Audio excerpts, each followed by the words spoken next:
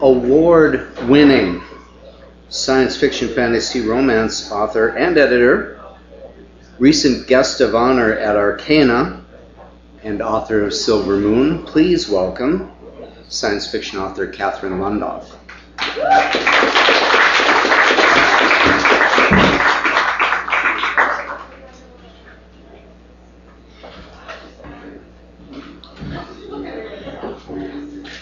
Okay.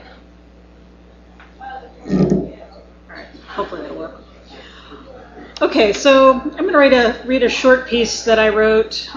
It was actually inspired by Conrad's email for this event. So if you like it, I was all inspired and it's all about me being talented. If you don't like it, it's Conrad's fault. So, 4 unicorns in search of a genre. The writer takes the time-honored advice of butt in chair, fingers on keyboard. Brow furrowed, the writer stares at the glowing white screen of the laptop, conjuring a vision, a dream.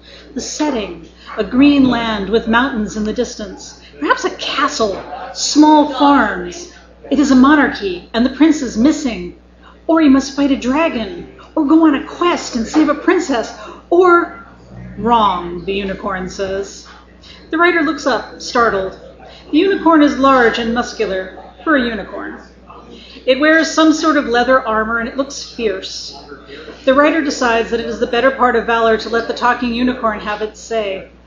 It tells him a different story. One about unicorn warriors defeated by treachery. The surviving unicorns join a group of other magical creatures and they band together to take back the land from a great and ancient evil. They have a magical artifact, a sword or a ring. The unicorn stumbles a little bit over the details, then says, "Wait," says the writer. "They can't go on a quest with multiple companions from different fantastical races. It's too much like that one book, and the other book, and who's telling this story?" The unicorn snorts menacingly, lowering its armored horn so that it points toward portions of the writer's anatomy that the writer values and would prefer to leave unpunctured, which is all of them. Maybe, the writer says cautiously, they could go to a big city, one with a vaguely Middle Eastern or European influence. There could be a market and a valuable artifact, and one of them could be a thief, and then there'd be... The unicorn vanishes with a snort that sounds like disgust, and the writer's ideas go with it. The writer curses and drowns authorial disappointment in various substances that do not inspire new stories. But eventually, the writer regains a sense of purpose and sits back down to write again. This time, the story will be set on a distant planet. There will be clashing empires engaged in an endless war using spaceships. Since no one ever seems to have planetary force fields or satellite defense systems or ships piloted by robots or anything too science-y, the ships will have human pilots, maybe with some aliens thrown in to provide variety and remind the readers that they're in outer space. Unicorn. The writer knows that it's back without even turning around to look. The suspense becomes unbearable.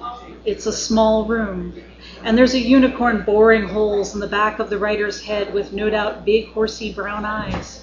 The writer turns. This time, the unicorn is shiny metal and chrome, a robot unicorn with laser eyes, but still recognizably a unicorn. It glares fiercely at the writer, and a wisp of smoke rises from its nostrils. The unicorns will go to the stars. We are the ultimate troops, tireless and fierce. We clearly belong on rocket ships because we can withstand the vacuum of space for a few minutes without suits. And we will fight alongside humanity and the 2 or 3 alien species. Then we will form a spaceship crew of 9 companions brought together to fight a great evil. Wrong story, the writer says fiercely. The writer curls protectively around the laptop, hiding the words about spaceships and battles and other planets from the fantastical beast that is even now glaring with laser eyes at the visible portions of the screen. There is no wrong story about unicorns. We are the life of the mind. The unicorn shoots flame from its nose, setting alight a wastebasket. The writer scrambles to extinguish the flames and inadvertently shuts off the computer without saving. The unicorn vanishes amid writerly screams of anguish. The very next day, the writer sits down again to write. Because they say you must do this every day, and the writer wants to improve and finish the story, maybe a novel, then maybe get really famous and have movies based on the novels and the stories, but none of them can involve a unicorn. This time, the writer envisions a blasted landscape, a gray metal city whose population is viciously controlled by a small group wielding some as yet unspecified form of social control that involves violence and maybe genetic engineering or something with computers. There will be plucky young rebels, all very beautiful to look at, and all young, because parents and other old people only slow you down and are never involved in any real-life rebellions or wars. Anyway, one of the rebels is a beautiful young girl. She's smart and angry and an expert with a weapon of some kind. And a unicorn! It's back. This time wearing a patchwork of leather and metal that seems to be pieced together from scraps, and yet is amazingly fashion-forward, considering a unicorn is wearing it.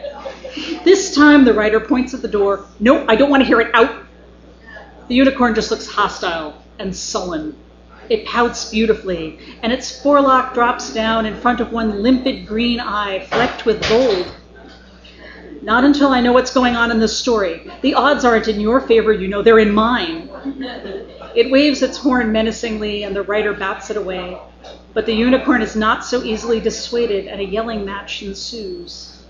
It ends with the writer clutching the laptop and screaming, "The odds are always in my favor!" Chaos ensues.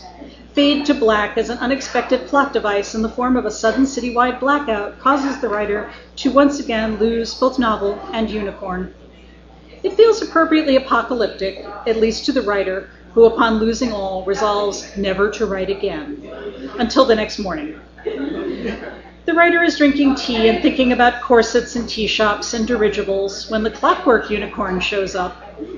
The writer hits save on the laptop before actually creating a document, just to be on the safe side. Dialogue races through the writer's mind, some of it brilliant and dazzlingly witty, some of it sarcastic, and some of it just pure nonsense. But the unicorn speaks first, in accents vaguely reminiscent of scores of American actors playing British characters on American television. "Gadzooks, is that tea? Are there scones?" It looks expectant, and even the feather in its tiny hat bobs with enthusiasm. Then it noses the cat out of the way and slurps tea from the writer's cup. The writer sputters indignantly, the clockwork grinds, the unicorn slurps, and the cat hisses tentatively at it. Somewhere in the distance there is a sound like a giant bellows pumping air into an oversized balloon. "Our transport awaits," the unicorn says, turning toward the door. The writer stares gloomily at the screen, wondering what happened to the ideas and inspirations of the early morning, back when there were no unicorns. The unicorn is going out the front door now, clockwork whirring with each step. The cat is curled up on its back, and the tea is all gone. There is nothing to prevent the writer from communing with the muses and writing the great steampunk novel, except... The writer grabs a notebook and a pen and follows the unicorn to the waiting dirigible. Research, the writer thinks. It's all about research. Thank you.